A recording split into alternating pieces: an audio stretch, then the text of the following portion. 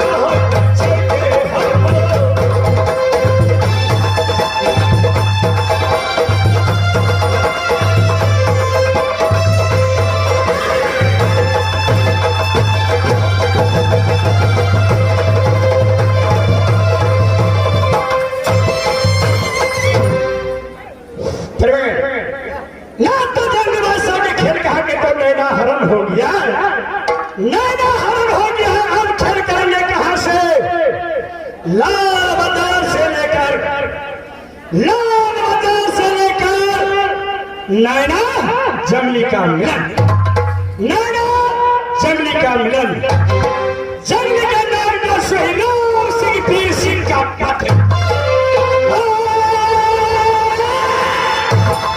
अच्छा हमारे ये दानव छठे रामो सिंह लुटी हरवा के हो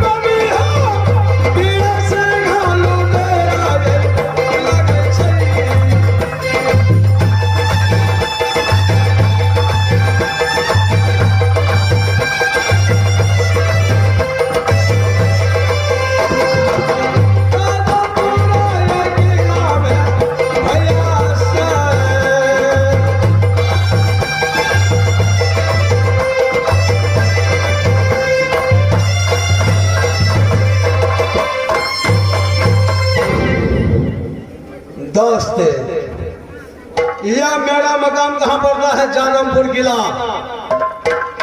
दो भाई का भैयारी हूँ। मुंह से बड़े भाई का नाम लुटेरा राम सिंह। यह मेरा नाम जपन करता है, यह मेरा नाम जपन करता है लुटेरा।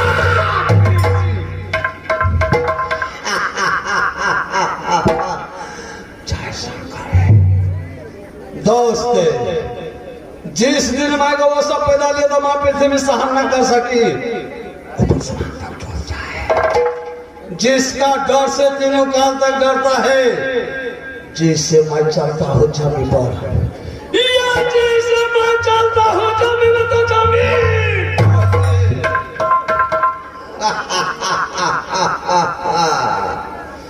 जय शंकर। मेहरबानों, यह मेरे दरबार में मंदिर खड़ता है, मंदिर का पता नहीं चलता है। अरे मंदिर, मैं एक ही धोखा हूँ ठंडी बदन का, आजादी पंछी हूँ गगन का। मैं एक ही धोखा हूँ ठंडी बदन का, आजादी पंछी हूँ गगन का। हंसना है मेरा महल हसीनो, देखो ना मुझ पे जा, गुडबाय नमस्ते सलाम, सजरिया गुडबाय नमस्ते सलाम, सजरिया। मैं एक ही झोंका हूँ ठंडी बदन का, आजादी पंछी हूँ गगन का। हंसना है मेरा महल हसीनो, देखो ना मुझ पे जा, गुडबाय नमस्ते सलाम, सजरिया गुडबाय नमस्ते सलाम, सजरिया। सर काहिलियो कटिया धारा लगे, सर काहिलियो कटिया धारा लगे, सर काहिलियो कटिया धारा लगे। धारे में दल मोटे, फुलौरी बिना चटनी कैसे बनी, फुलौरी बिना चटनी कैसे बनी। सास सोए अंगना ससुर जी दुआरे, सास सोए अंगना ससुर जी दुआरे। राजा देश जी मारे, राजा पिछुआरे, राजा देश जी मारे, राजा पिछुआरे। सैया के साथ मरैया में, मरैया में, आ भरत झाला मरैया में। तोरा हंसैया देवा, तोरा भूलैया देवा, तोरा हंसैया देवा, तोरा भूलैया देवा। आहा के करबै परे ना, आहा के करबै परे ना, नमस्कार महाराज। मतलब मिस कर देने का कारण क्या है? मैं आपका फोन सुनते ही दौड़ करके आपको पास आ गया हूँ। क्या फटा गया है जालमपुर किला में? मंत्री जी महाराज। ये बता, जालमपुर का समाचार बोलो। जालमपुर का समाचार हर प्रकार से ठीक है महाराज। मंत्री जी महाराज। पहले बैठने वाले कुर्सी ले दो। कुर्सी लाना पड़ेगा, इसीलिए फोन किया था, इसीलिए फोन किया। इसी वक्त लाना पड़ेगा। पैसा कमाना, मौज मनाना, पैसा कमाना, मौज मनाना, सारे जहां का बोझ उठाना, मेहनत ही मेरा जीवन। आए कोई नंबर वन, आए कोई नंबर वन। पैसा कमाना, मौज मनाना,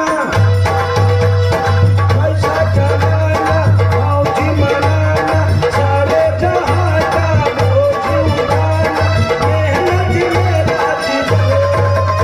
आए कोई नंबर वन, आए